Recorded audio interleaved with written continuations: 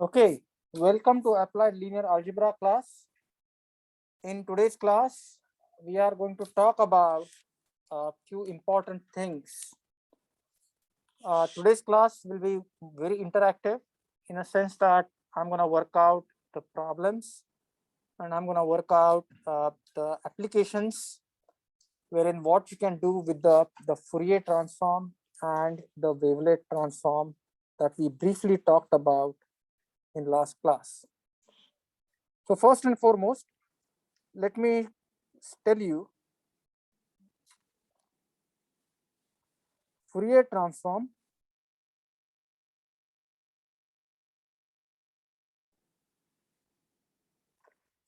would actually decompose uh, a signal into an orthogonal basis. So if we have a data, the data could be a signal, that data could be a matrix. What would Fourier transform do is it will decompose it as sum of sines and cosines. And when you have the Fourier series, when you extend the domain of the Fourier series from minus infinity to plus infinity and take the limit, you get Fourier transform. Fourier transform usually is applied as a discrete Fourier transform, DFT. DFT is computationally very intense, so we use something called as fast Fourier transform, and fast Fourier transform is ubiquitous in computing, image processing, speech recognition, wireless communication, and so on. Now, let me tell you what happens when we have a time series and what happens when we take the Fourier transform of the time series. So imagine that you have a time series.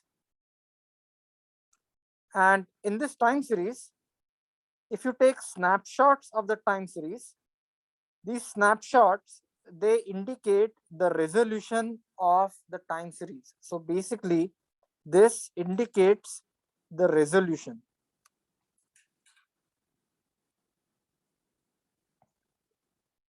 That means how small or how large that time series is. So yeah, I will change the 0 points to 10 points. So yeah, no worries with that.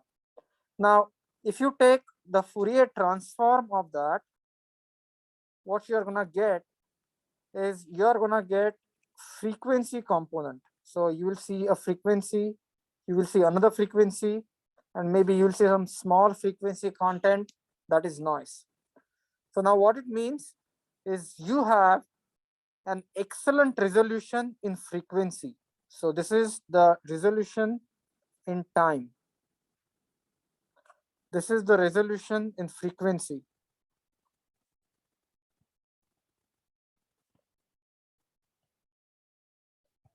But the fundamental question that remains to be answered is, now I want you to look at the time domain. What are the frequencies here?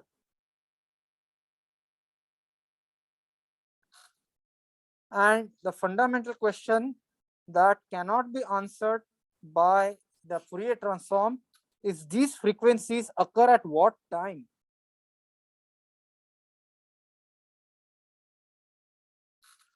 So in the time domain, I do not know whether that sinusoid is 1 hertz, repeating 1 cycle per second, repeating 2 cycles per second, 10 cycles per second, or in Fourier transform, I do not know whether that first frequency occurs at from 3 seconds, second frequency occurs at 10 seconds, and so on.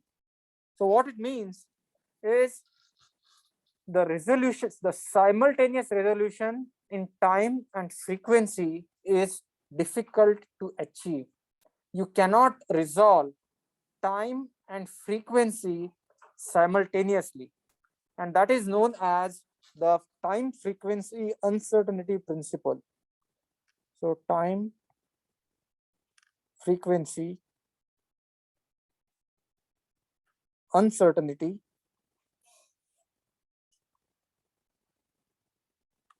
principle. Time frequency uncertainty principle means that you cannot have a very high resolution in time and you cannot have a high resolution in frequency simultaneously. This is something similar to the Heisenberg uncertainty principle in quantum mechanics. Uncertainty principle in quantum mechanics.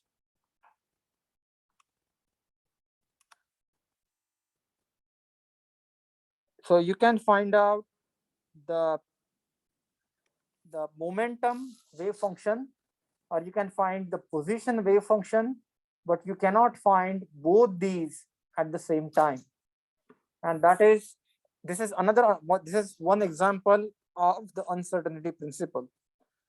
So, but many a times as an engineer, we are interested in finding out like what time that frequency occurred, or what frequency occurred at what time. So I want both this information, the time and the frequency. For that, here is the trick. So for that, we call something called as Gabor transform. So a Gabor transform, or also called as short-term Fourier transform. Short-term Fourier transform. The idea is very simple. You have this time domain signal. So you have this time domain signal.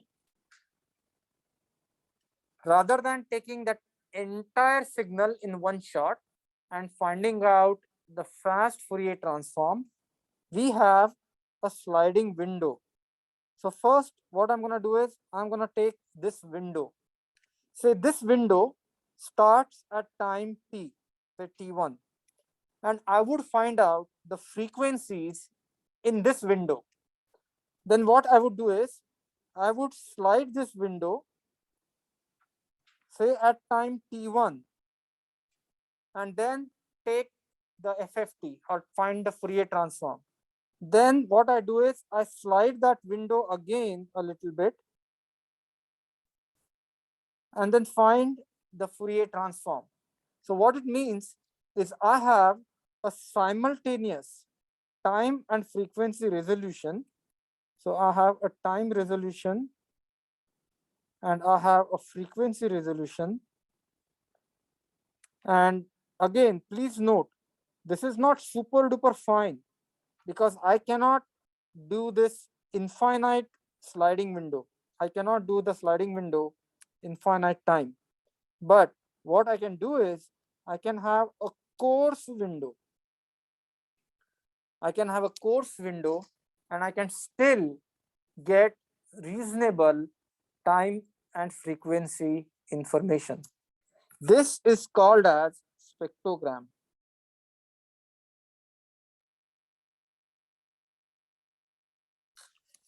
And we can use MATLAB to find out the spectrogram. And I will show you the example of a spectrogram. But here, again, we are not happy with the spectrogram. Spectrogram can tell us the simultaneous information, what frequencies occurred at what time. Or you may say this was the dominant frequency, but at what time did the dominant frequency occur? So what we want to do is, we want to go to something called as multi-resolution analysis. So multi-resolution analysis.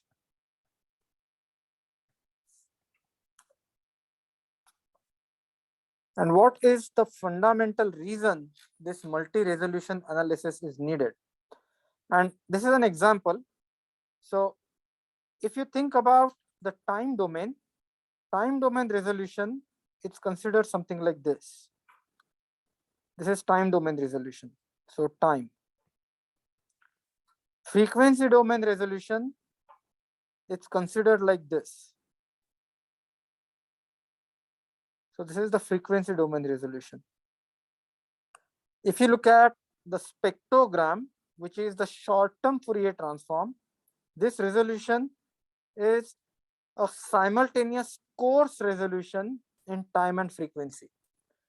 But now, when you want to do the multi-resolution analysis, what we do is we do something called as the wavelet transform. How many of you know what a wavelet transform is, or have you heard about wavelet transform? Okay, so what is a wavelet transform?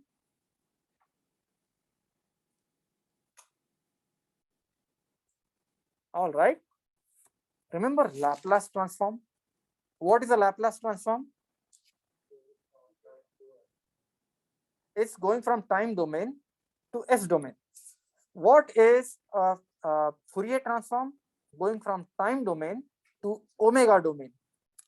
At the end of the day, transform means this: take the signal, multiply that by a function of time, integrate, and whatever you get is the transform. Transform it just like that. You have a function, or you could have discrete set of data, or what you do is you multiply that by another function and do the integration. In other words, if you have a vector, you will take an inner product with respect to some another vector or a matrix. That is what transform is all about. Transform is about transformation, and a common word that is used for transform, it's called as kernel. Kernel is a time varying function. You take the function to be transformed, f of t, multiply that by this time varying kernel. This is another function. This product you integrate over the domain that you want to, and that's what is transform, nothing else. If you think about Laplace transform, what does Laplace transform do? Laplace transform, you e raised to minus st, multiply by f of t, integrate dt and ds, and then you get your Laplace transform. Similarly, for Fourier transform, you do the exact same thing.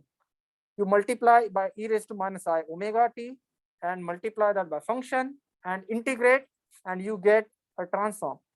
Something similar happens in the case of wavelet transform, but the difference here is this. Now, this wavelet transform is multi-resolution.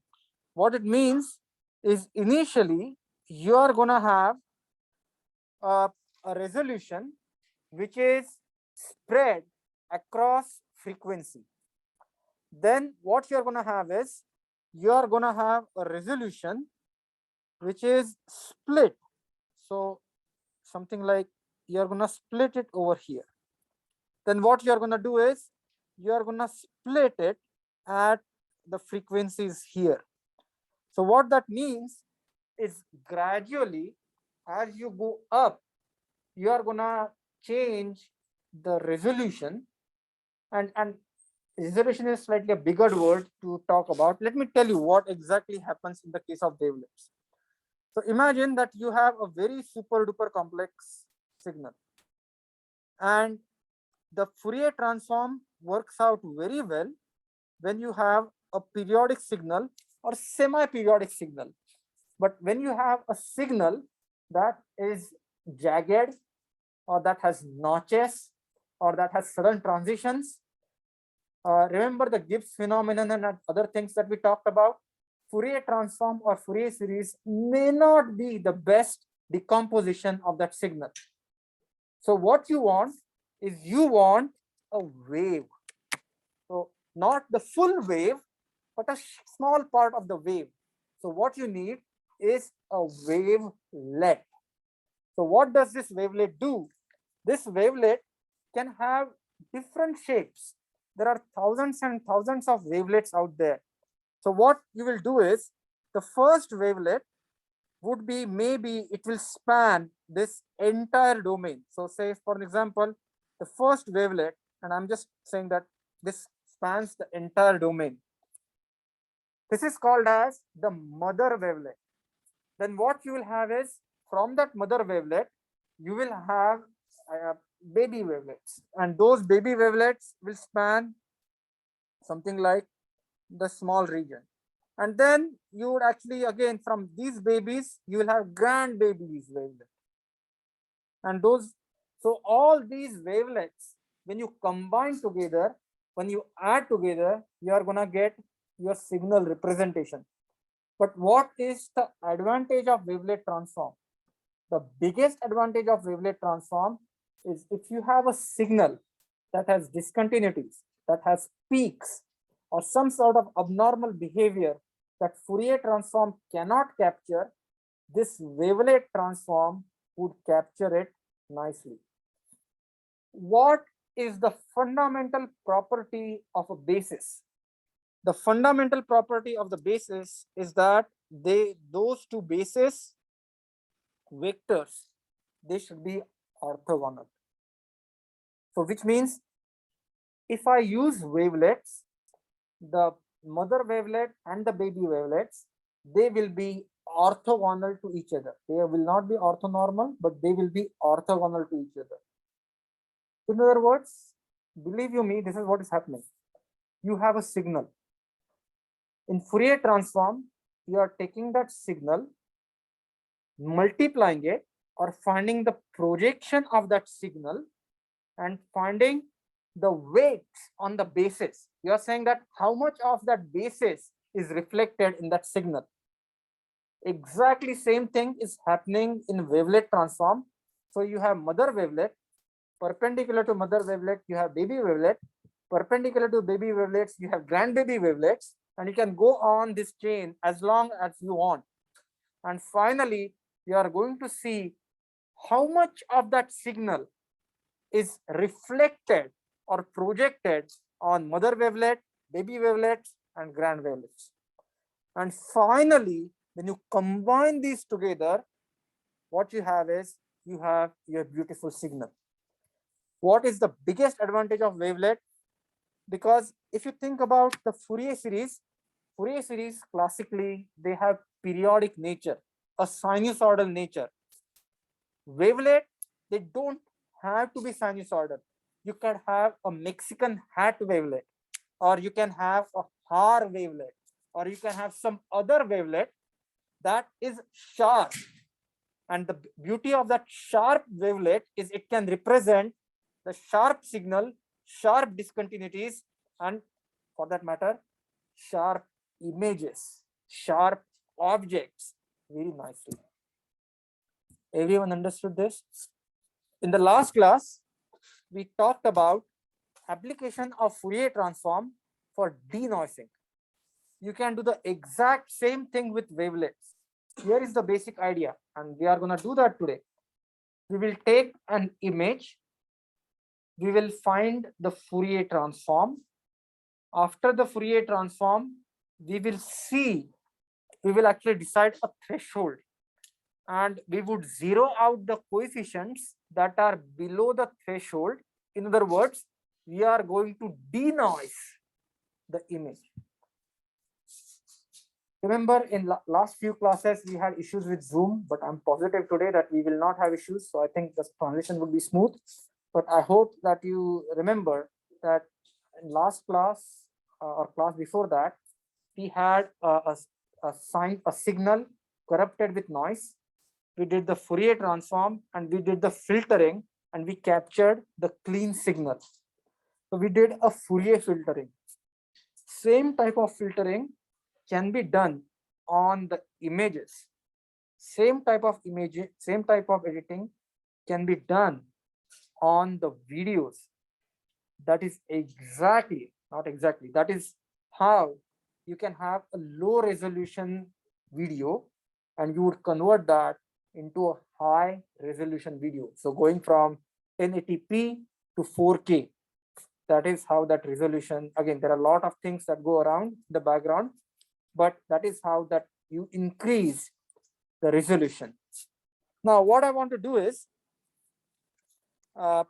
I just want to give you some mathematical concepts for the wavelet and multi-resolution analysis.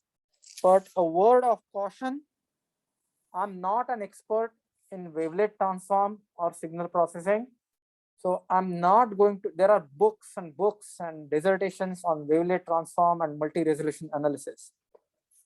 I will try to show you the application of wavelet transform from engineer's point of view and mostly from the linear algebra point of view. And that's what I would focus on. But if you are from electrical engineering, you can take courses just in wavelet transform and how to use wavelets for signal processing and all the communication. But the key parameter of a wavelet is, there are two things for the wavelets. Wavelet could have scaling, which means you can scale up the wavelet. So that wave, small part of the wavelet can be scaled and shifted. So you would have a scaling factor and a shifting factor. So in general, the wavelet is described as some function psi a b, and this is, it's a transform, it's function of time, and usually the equations for wavelets can vary, but in general they will be of the form something like this, where a stands for scaling and b stands for shifting. So what does wavelet a comma b do? With a particular value of a, you can make the wavelet bigger or smaller. With particular value of b, you can shift the wavelet. So now understand, if even if you have a very super complicated signal, think about the beauty of the wavelet transform. You have the basis, and those bases can be shifted or can be scaled, which was not possible in the Fourier series. In Fourier series, you cannot simultaneously scale and shift the basis. But with wavelet transform, you can do that. The wavelet has been, they have been here for 100 years. So the first and foremost wavelet was called Haar wavelet. And we don't do any wavelet calculations by hand. We use MATLAB to do that. And this Haar wavelet is super simple. Is when time is between t to half of the domain, the value of the wavelet is 1. When time is from half to 1, it's -1, and then the wavelet is going to be 0. So if you think about it, this wavelet transform, the mother wavelet is going to look like this. So this is going to be 0. This is going to be half. And this is going to be 1. And this is how the wavelet is going to look like. So this wavelet has 0A and 0B. But now in the next step, what's going to happen is you are going to construct the baby wavelets. So the first baby wavelet is going to look like something like this. Second baby wavelet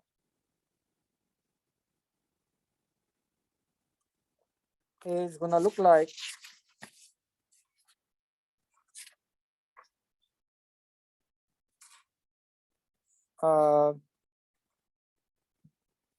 this, like this.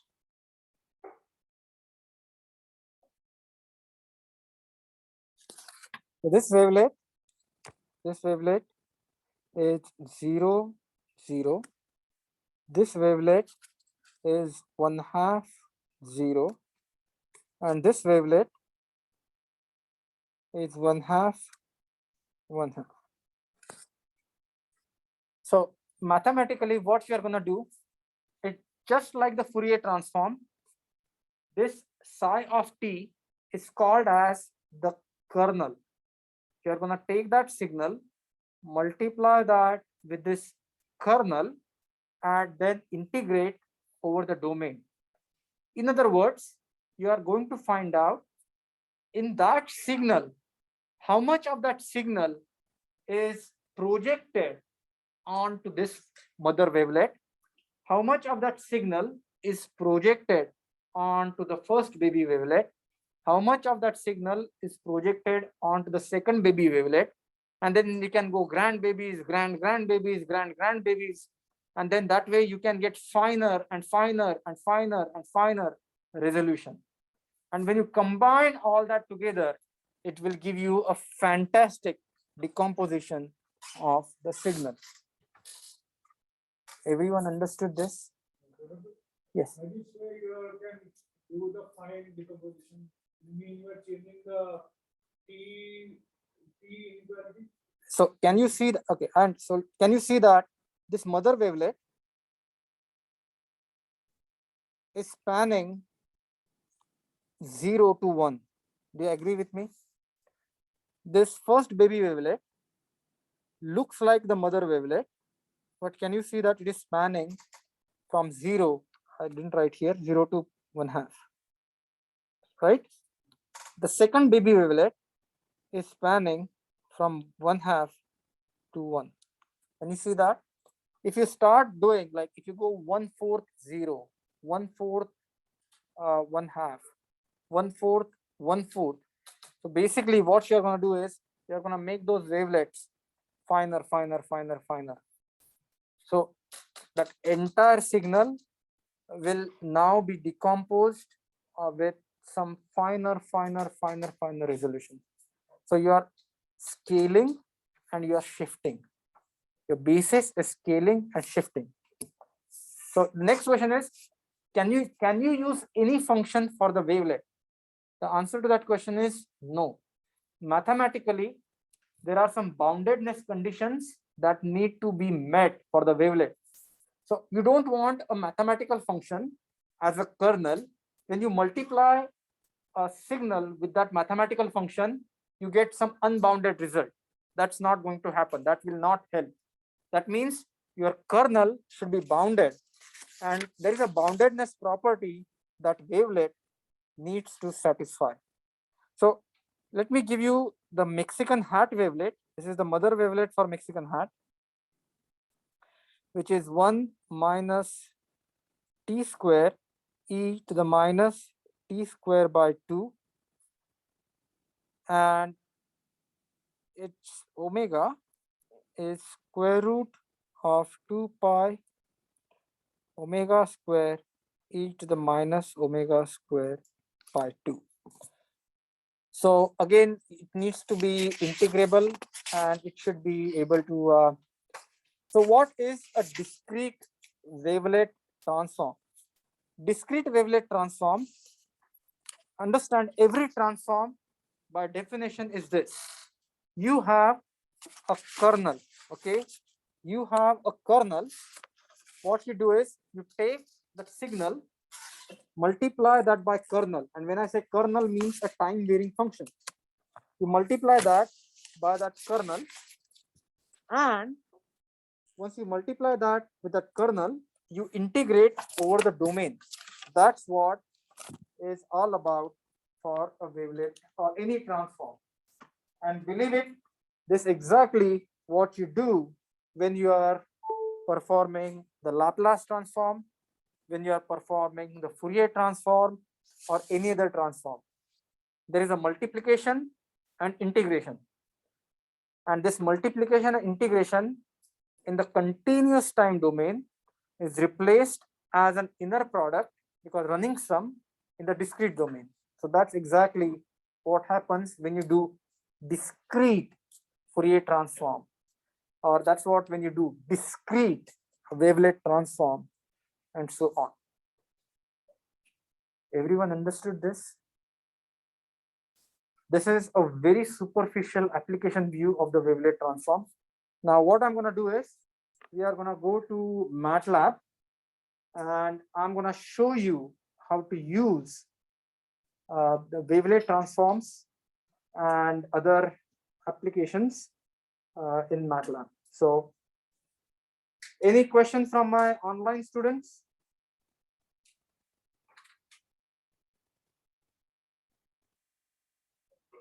Yeah. Does wavelets fall under fractals? No, fractals are self-similar transforms. So again, I'm not an expert, but for the wavelet transform, it's a little bit different. So fractals are self-similar. They are different. So what I'm going to do is, now I'm going to start MATLAB, and then I'm going to shift my screen. So I'm going to share my screen.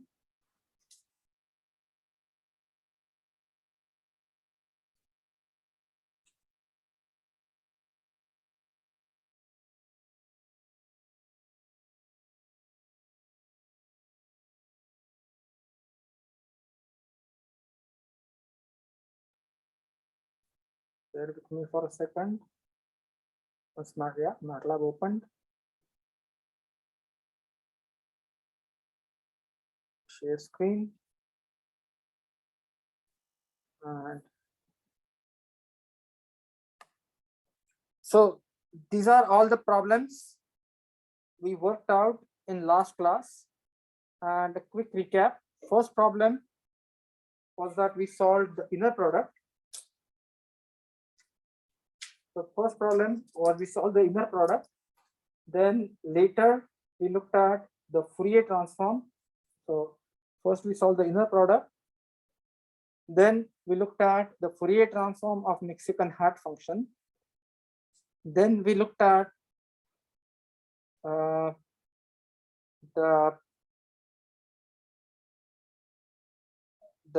discrete Fourier transform.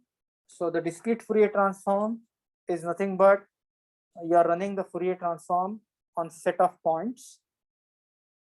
Then later we talked about FFT for denoising. How do you denoise a signal with FFT? Then we looked at the derivative using the Fourier transform. And later, this is where I think we kind of stopped. And last class was not super duper good because of Zoom issues. But what I want you to do is, if you are with me, just run this spectrogram Gabor transform. What we are doing here is we are creating a chirp signal. Chirp is a sharp peak decreasing with peaks. So you would see that the signal type chirp signal is not easy to be decomposed in a Fourier transform. So you will realize that it has varying frequency components. So when you run this, what it will do is it will compute the spectrogram. And please note that there is a typo in the MATLAB documentation.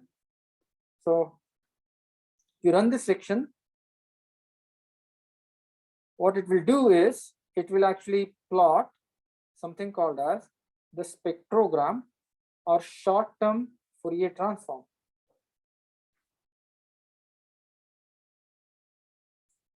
And that short-term Fourier transform would look something like this.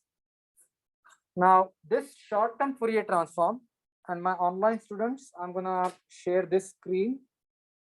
So you should have a plot that shows you some sort of a red frequency content. So what this is telling us is this is simultaneously telling me what, and I don't want you to focus. This is all because of the computation, but this is actually the point that I'm interested in. So I'm interested in that band, and that band kind of gives you information. What is the instantaneous frequency and at what time that frequency has occurred? So for an example, if you go from here, you would notice at 1 second, the frequency component that I saw was about maybe 100. So 100 hertz was present at 1 second. Now, I would encourage you to plot that chirp signal, and you would notice that chirp has a time varying frequency component embedded in it. Can you just plot that chirp signal, and you will see that that chirp signal has a time varying component to it. Any question from my online students?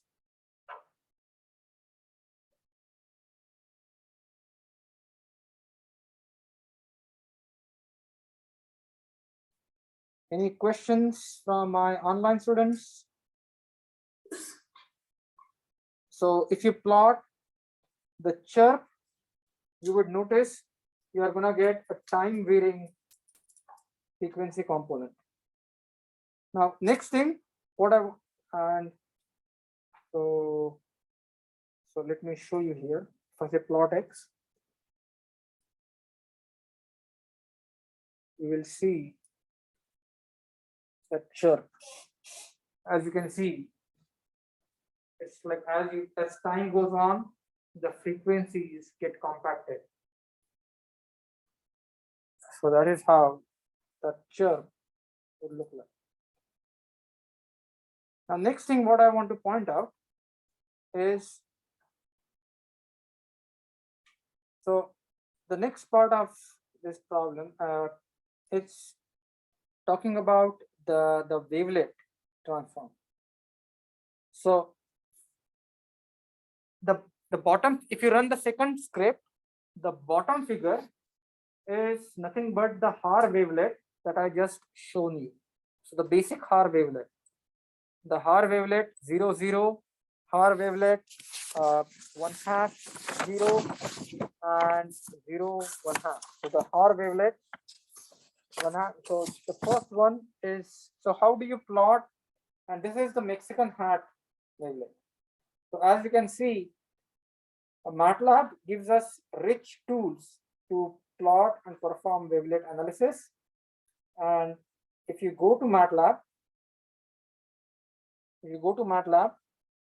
please note,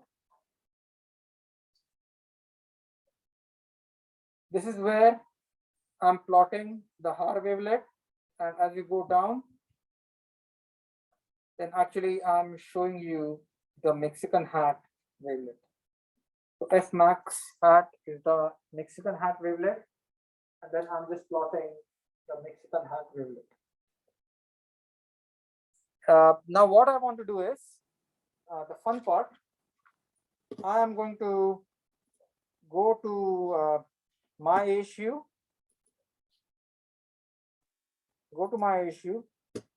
download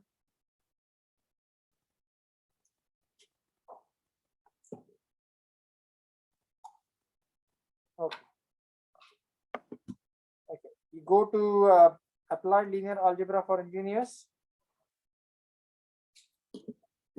go to modules, and when you go to modules, go down all the way to lecture 11 codes.rar, download this file, and you can put it on the desktop.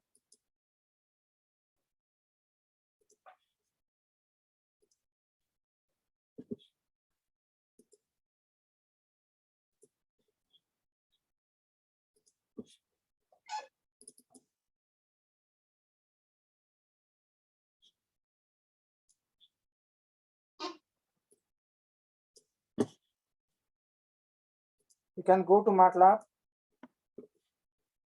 say go to L11 codes, and here open LA11 code.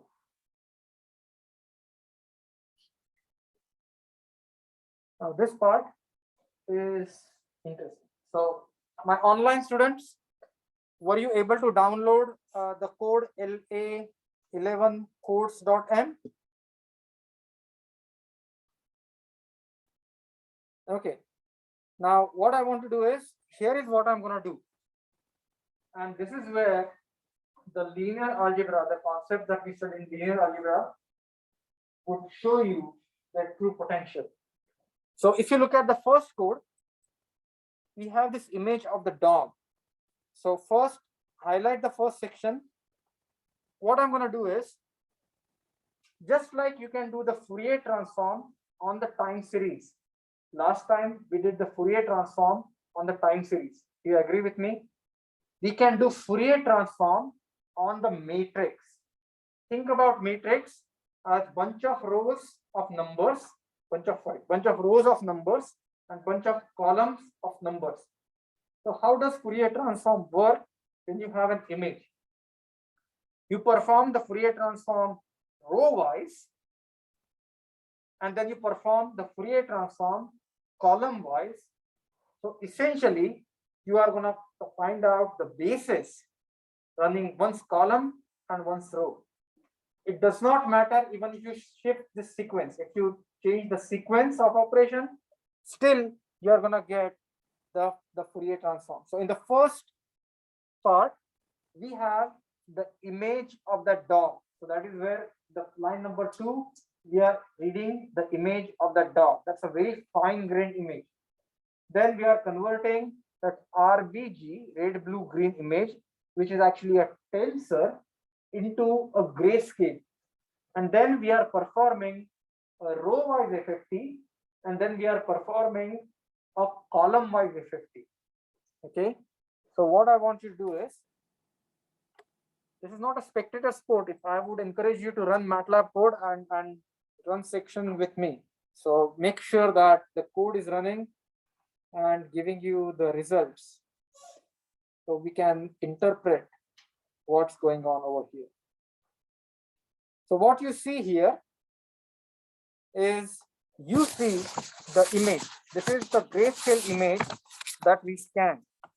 And if you look at the first picture, I'm plotting the column-wise FFT, and I'm plotting the two-dimensional FFT, where I have done column-wise FFT and I have done row-wise FFT. So what I have done is, I have taken this two-dimensional image and ran FFT column-wise, and then I ran the FFT row-wise, and then I plotted the column-wise and row-wise FFT. So that is what is being done over here. So that is what is the first image. Any questions? Were you able to get the first image? Dog on the left-hand side, a vertical line, and then that vertical line gets shrunk to a dot that actually shows you the two-dimensional Fourier. Now, just quickly, I want you to think about, what does this mean? The first is the image of the dog. When I find out the two-dimensional Fourier transform, please understand that the dot in the center is telling me that all the most significant information is stored somewhere in that white region, and all that black region can be discarded. That's exactly what we are going to do when we do the image compression. What we are going to do is, we are going to look at the two-dimensional image, and we are going to form a circle, and we are going to draw a circle around that white dot, and only capture those Fourier coefficients and reconstruct the image. And now, voila, I actually got the image. I got the most significant part of that image, and everything else, the background noise or just shades of white, I just discarded. So I can use it for compression. Everyone understood this? That is what is the second part. So second part is, again, I'm going to do that. And here I'm gonna give this to you as an exercise. So first you are gonna do FFT2, which is a two-dimensional FFT. FFT2 is a two-dimensional FFT. That's gonna give you a nice matrix, and then key is 0.1, which means that will give you keep point or 10% of uh, the the coefficients. Keep 5% of the coefficients. Keep 1% of the coefficients. Keep 0.5% of the coefficients, and so on. And then what I want you to do is I want you to compare how good or how bad the image looks compared to the previous image. This is exactly similar to the FFT compression on the signal that we did earlier, except you will specify the threshold. So keep 0.1 will actually keep the threshold to 0.1. So basically it will take 1% of the total image. 0.5, 0.05 would take 0.5% of the total image. So I want you to change that threshold and see how good the reconstruction looks like. So for an example, I'm just going to run for keep 0.1. So run section. And then you will see that this is the dog and this is the zoomed out two-dimensional FFT. Remember that white dot in the center that I showed you earlier? So what I did, I just kept that to the center part. Everything else around it is discarded. And that is the image that I got. And you will see the size of this image is going to be significantly less compared to the original image, but still most of the features are visible. Everyone understood this? Now please play with it. Please try different threshold to change this. My online students, are you getting some results? So change the threshold to 0.05, and now you will see that again the results are pretty good, and then you can actually decide the threshold. But now what you are doing is you are subsequently compressing the image. So that's exactly, yes, you will have the dots in the middle because that is where your zoning, that is where your threshold is. Sir, if I give the keep value as well, is it the original image? Yes, I think it will be the original image. Does it work or does it crash? It works for me at 0.9. So It doesn't work. does it work? I didn't try if it works. So okay, so 0. Just do 0.9. As I told you that you are welcome to experiment, and then tell me that if this works. Yeah, 0.9 and it works. Okay, so next part which I want to talk about, and please understand all this information. That's just super duper important because this sets the stage for our next lesson, which is based on, and I talked about it again and again, that is compressed sensing. So, and I'll repeat this, what I'm trying to say here, so that you will understand. So here is this image. Can you see that initial data was a fully populated matrix? This image is nothing but data. So numbers, it's a matrix. M rows, N columns, maybe 1 million by 1 million. Now, but after doing this mathematical jugglery, Fourier decomposition, I realized only that white dot indicates the most important part of information in that image. Whatever that information may be, it could be the picture of the person, it could be the choices of the person, it could be the Netflix queue, it could be your Amazon purchases, whatever it could be. But at the end, the critical part is that white part. Everything else can be discarded or ignored for the practical purposes. Do you agree with me? But to get to that white part, what I had to do, I had to scan the image vertically and I had to scan the image horizontally. Do you agree with me? That's a lot of work. I mean, in this small image, you probably don't understand because FFT2 command does it for you. But computationally, it's a lot of work to go in row wise or go column wise and sort of grab that important information. Now, here is the concept. What if rather than grabbing this entire image, what I'm interested in that white part? What if I randomly pick samples of that image? And here is the interesting part. If I am sufficiently random and that randomness magnitude is sufficiently high, what I'm trying to say is I'm trying to be random, but randomly I'm going to pick up the most significant piece of the information from the image. Statistically, I should still be able to capture that white spot. Do you agree with me? Yes. That is compressed sensing. That is what we are going to do the next part. Next few lessons, we will talk about rather than scanning. Now, believe it or not, you know all this or you experience this. Long time ago, when the internet bandwidth was low and suppose you are watching a movie, how would the movie or a picture load? It would be raster, which means first line, second line, third line, fourth line. That is how gradually the browsers, old images, they will display the picture. Nowadays, if you go to Amazon or Amazon Video or Netflix, how does the image look like? You get the entire image, but as your bandwidth improves, that image becomes sharpened. You agree with me?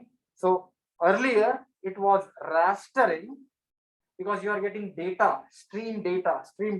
Now what you are getting is you are getting basis functions along with the weights, and more basis and more weights you get, your image sort of becomes sharpened.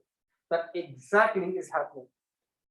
So that is the paradigm change. But believe you me, the next thing is going to be compressed sensing.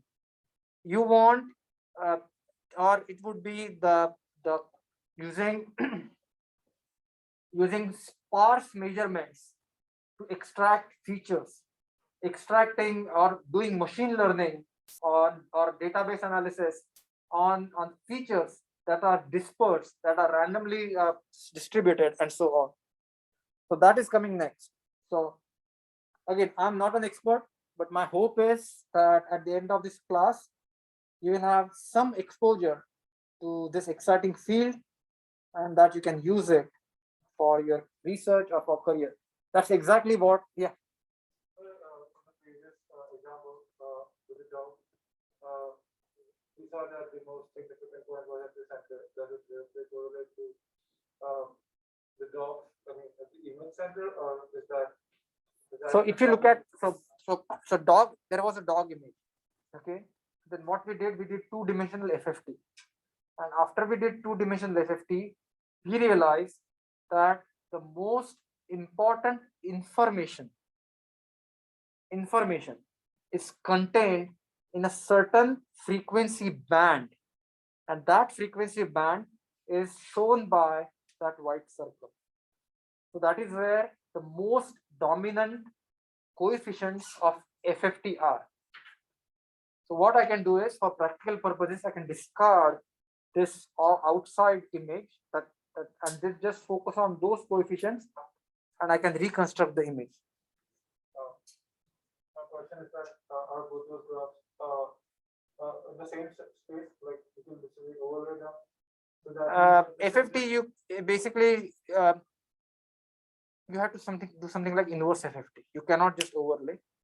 Just like what we did. Let me explain it to you in the context of this syllabus. I mean, this example. So wherein you have the image, same image, but we are going to add artificial noise.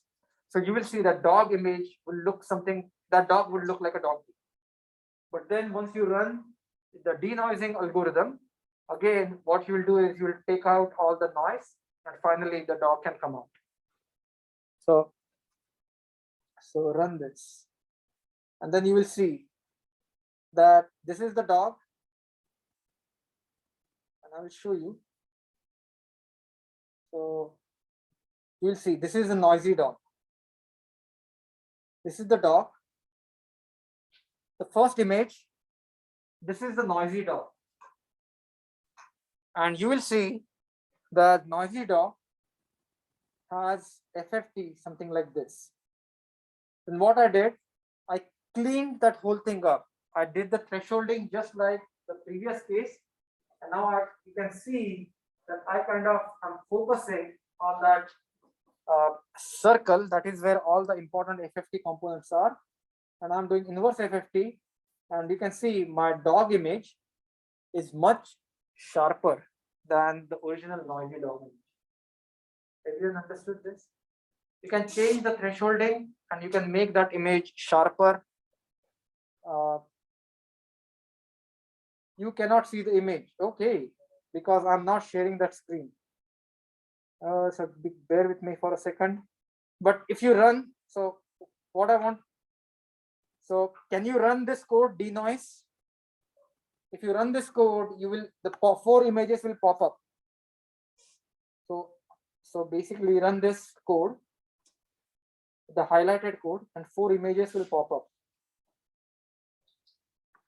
Are those images popping up on your screen?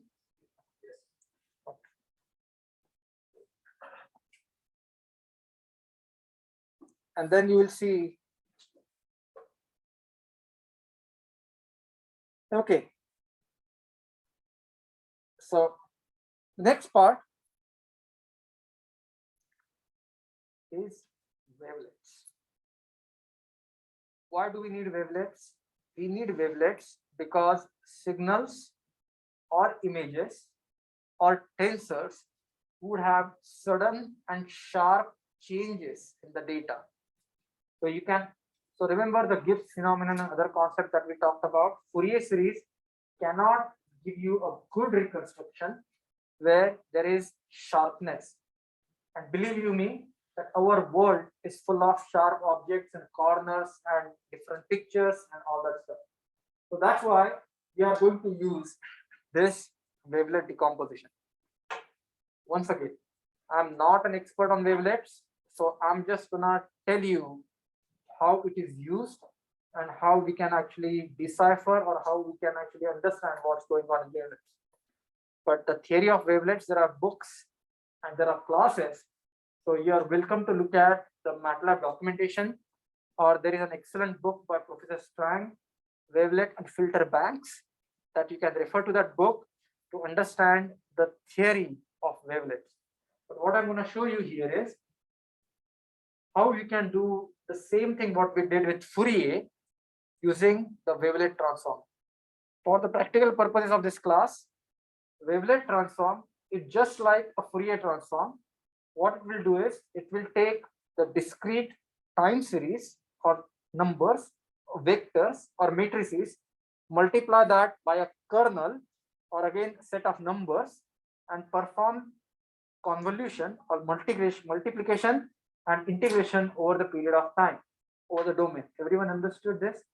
The only advantage of wavelet is, just like Fourier transform, you have sine and cosine. There are thousands of wavelets, and wavelets, they have different application, which means the wavelet that you use for image processing would be completely different from the wavelet that you use for seismic data analysis. Sometimes Haar wavelet gives you good results. Sometimes Mexican hat wavelet gives you good results. Sometimes some other wavelet or Dubyanchi wavelet gives you good results. And if you look at the shapes of those wavelets, you wouldn't see how is this super complicated shape is going to give me good results. So wavelets, if you were to plot those, MATLAB can plot those wavelets, they will look weird. But at the end, here is the idea. Those are orthogonal bases. You have the information, you find the projection of the information on the orthogonal basis, and then use those weights for reconstruction, for filtering, for feature recognition, and so on. So this is a two-dimensional, two-level wavelet decomposition, and this is going to be interesting. Okay, so I'm going to run this section. Same thing, dog. I don't know if you can see this. There is the mother wavelet decomposition, and here in this black image, there is a dot. I don't know if you can see this. Maybe if you look closely, let me see. You can spot the dot first in that one. Oh, you see here on your screen? There is some dog somewhere, right? The ghost dog. So, do you see the dogs? How many dogs? Okay, let me see. How many dogs do you see? Seven, including that one. All right. So you see dogs. You see dead people. Okay. Who let the dogs out? Wavelet. Yeah. Yeah. There are multiple dogs. Do you see a big dog? There is no big dog. All are small dogs. Okay. So these all dogs are because of this wavelet decomposition. Now, I'm just gonna tell you something. DB1 is the Dubyansky wavelet. So DB1 is a complicated wavelet that is used very well for image processing applications. This is the basic fundamental wavelet decomposition. So wave to deck, you need to supply the data image B, then you have to supply the N, the level of decomposition, and you need to supply the type of wavelet. So if you do help wave deck 2, that will actually tell you what that is. Then once you get this C and S matrices, then you can use this app coefficient F that gives you the approximation, and then you can actually use that coefficient F to reconstruct the images. So I would really encourage you to look at the MATLAB documentation on wavelets, and that will tell you what are these commands and how these commands are used. Okay, now what I'm going to do is, in the next part, remember the Fourier compression that we did earlier? Fourier compression of the dog. I'm going to do the wavelet compression of the dog. So what do you guess? Which one would be better? So if you look at the dog image, there is sharp contrast, black and white. So that's why you will notice that the wavelet compression will be more efficient. So you can run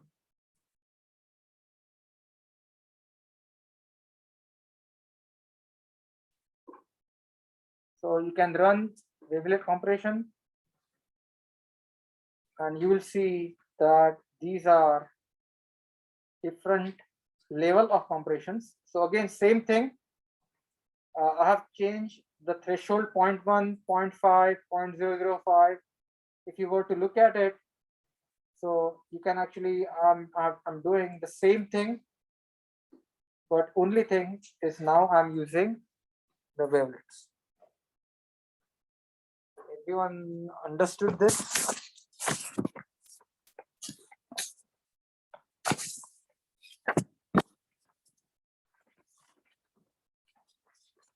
What did we discuss today? Last class and today's class, we looked at Fourier decomposition.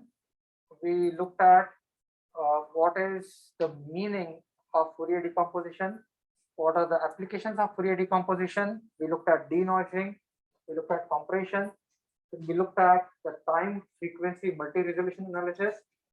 And please understand, Heisenberg uncertainty principle is nothing but the representation of time frequency uncertainty, where what it says, you cannot achieve simultaneous high resolution in time and frequency.